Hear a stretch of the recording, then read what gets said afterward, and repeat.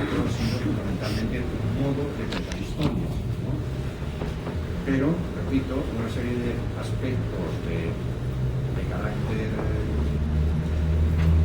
filosófico, político, económico, espiritual, etcétera, etcétera, de finales del siglo XIX y principios del XX, hicieron resquebrajarse el mito de la racionalidad del pensamiento occidental, pusieron en crisis la noción misma de ilustración, o sea, del pensamiento racional capaz de entender la totalidad del mundo, del universo, de la vida, y por lo tanto de conducir a la humanidad hacia un futuro próximo. Todo esto entró en crisis y el siglo XX fue una sucesión de, digamos, vulneraciones de ese principio de racionalidad. Comentábamos ahí en el taller que el concepto de los grandes relatos, ya fueran de carácter histórico o las historias nacionales, cada país se fabrica una historia con un origen, unos avatares, un destino, por una parte, pero también los grandes relatos religiosos, los grandes relatos filosóficos, los grandes relatos políticos, como el marxismo, por ejemplo. Todo eso entra en crisis y el siglo XX, repito, se encarga de triturar, podríamos decir, los restos de este organismo de pensamiento de la cultura occidental, y esto de algún modo se refleja en el teatro, se refleja en el resquebrajamiento de esos modelos dramatúrgicos, podemos llamar aristotélicos, y aparece lo que de alguna manera quizá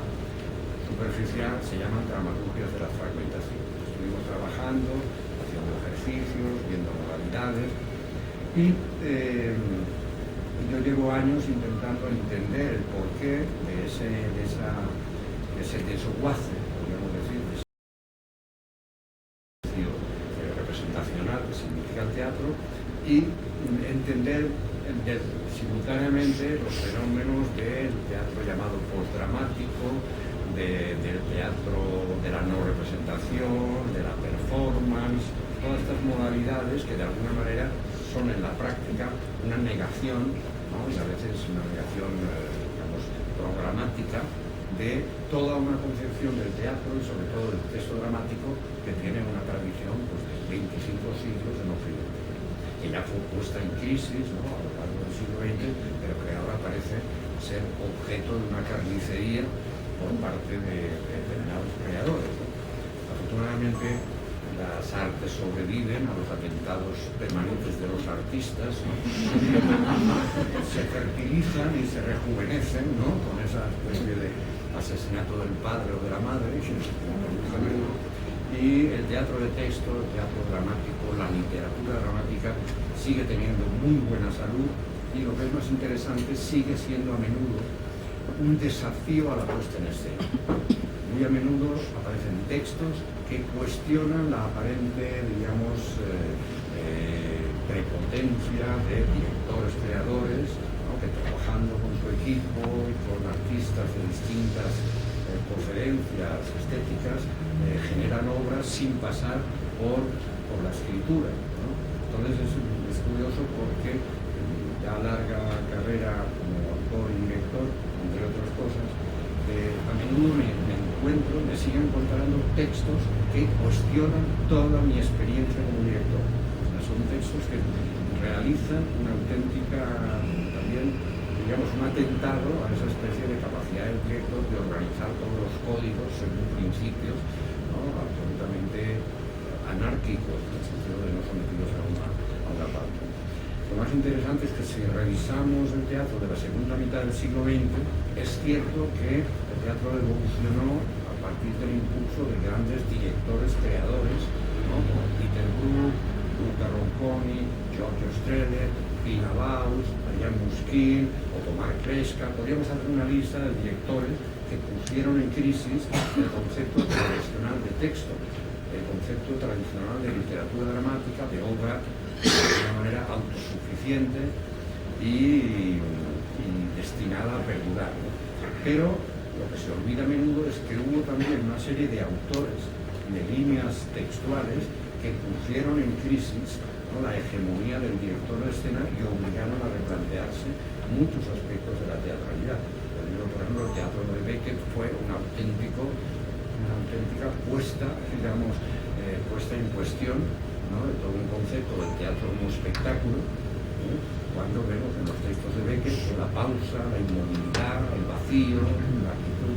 son la sustancia de sus textos, ¿no? Y así podríamos pensar en Müller, Peter Handke, podríamos hacer una lista de dramaturgos, Nelson Rodríguez en Brasil, que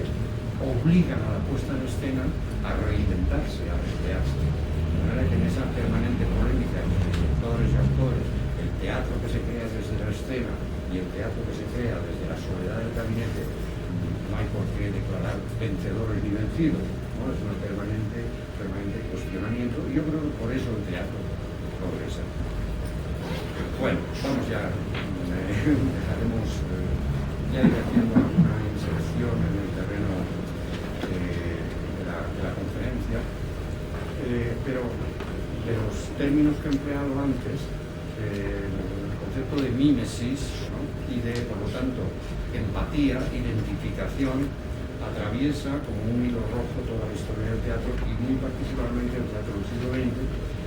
y yo diría que muy especialmente desde el momento en que Bertolt Brecht y el teatro épico pusieron en crisis el concepto de identificación. O sea que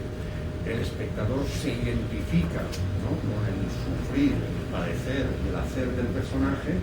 y se deja llevar por la ficción, ¿no?, como si fuera un universo del cual el espectador o la espectadora es siempre una pavesa, ¿no?, arrastrada por la turbulencia de las emociones, etc. Creo que era muy crítico ese tipo de identificación empática, automática, y por eso toda la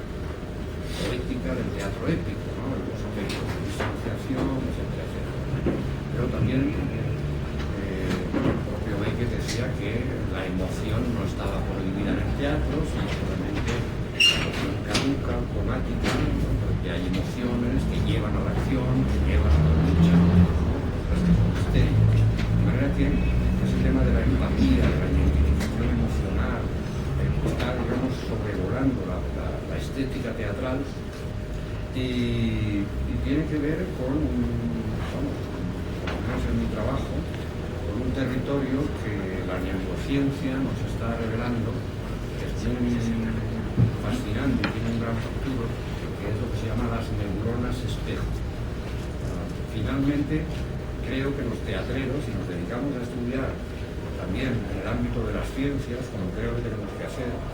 podremos llegar a entender los mecanismos básicos, ¿no?, de eso que ocurre entre la sala y la escena, eso que ocurre entre el espectador que ve a unos actores haciendo cosas. ¿Okay? A través de las investigaciones de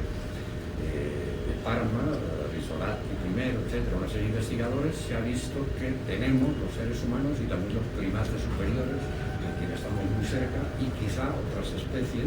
tenemos un dispositivo neuronal que reproduce